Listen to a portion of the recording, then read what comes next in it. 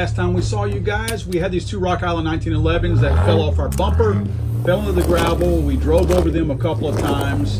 Drove over pretty good with about a 4,000-pound vehicle, mashed them into the rocks pretty well. Then we took them out.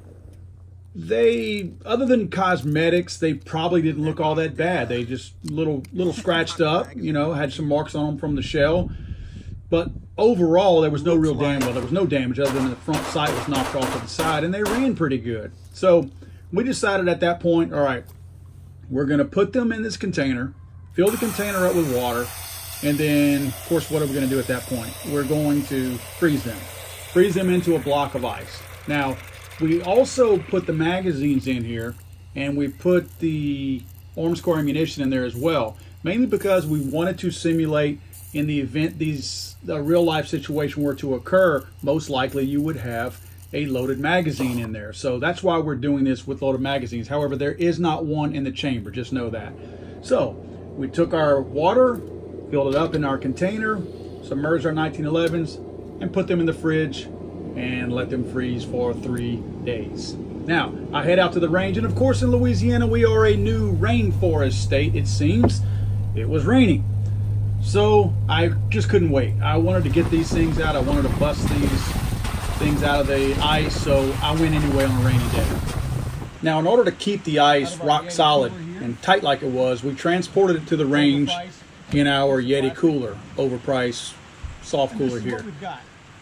Clearly it preserved this thing. We're dealing with 50-degree Louisiana weather, so this thing was still rock solid whenever we got there. We took it out of the container, and as you can see, the ice was still intact. Now we're going to take our double-aught buckshot, load it into our mystery shotgun here, and we're going to blast this thing straight out of this ice.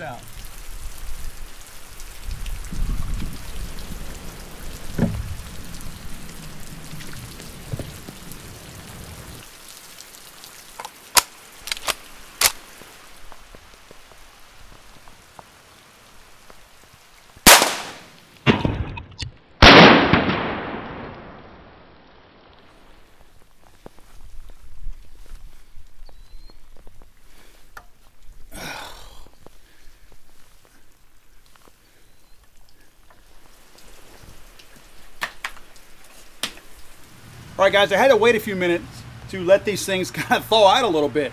I'm not sure if I made it clear, but I had the magazines full in the guns as well. Now, there was nothing in the chamber, but these guns were actually loaded as far as in the mag. The reason why is I wanted to try to see, you know what, do a little bit of a test on if your gun were frozen, let's say you lost it hunting or something, it's likely to have a full magazine in it. Now, I understand there would also be more likely a one in the chamber also.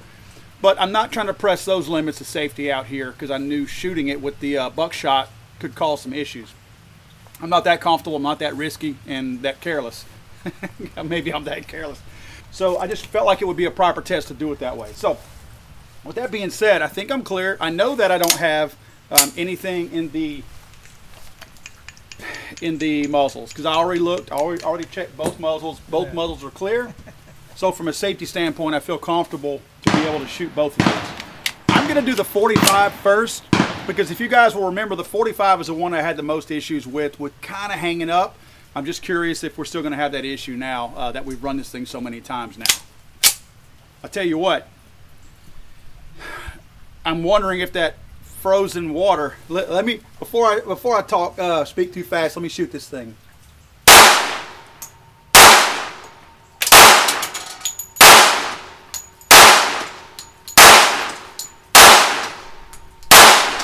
All right, guys, next up is a 10mm. Didn't have much of any problems the last couple times we've been shooting this one, so I don't expect much in terms of any issues there. Goes in the battery just fine. Let's see here. Little bit of a hiccup right there. I know that was not ice related. All right, one little hiccup. The round looks pretty much okay. Now, my theory on why they run better is this. If you will remember, the 45 especially, the 10mm seemed to have cleared itself some time ago, a couple of videos back, and we had no issues with it. The 45, however, had more issues. Now, if you will notice, these two guns are made a little bit differently. You've got the 10mm with the bull barrel. It has no bushing on it because it has that internal mechanism that holds the recoil spring, the guide rod, and all that good stuff in place. Where on the 45, you have a bushing that's going to hold it. My theory is that Chick-fil-A sauce, some of it got inside there when they got just all caked up.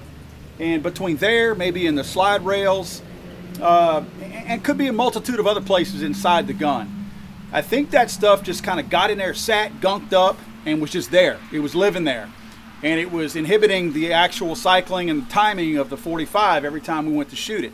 Again, the tolerances are a little bit tighter up in front where you have that bushing, just because it fits a little bit tighter around that barrel.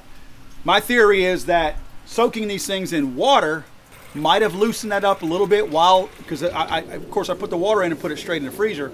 But while it was freezing, maybe that water loosened that stuff up a little bit. And of course, whenever it froze and we knock it out, well, the ice is holding on to all that gunk. And whenever we knock the ice off, well, the gunk goes with it. So I think the ice actually cleaned these guns. I will shoot the 10 again just to see if that was a fluke, which it probably was. But it seems to me that they're running better than ever now. So now I got to think of something a whole lot more violent to do to these guys now to bully them.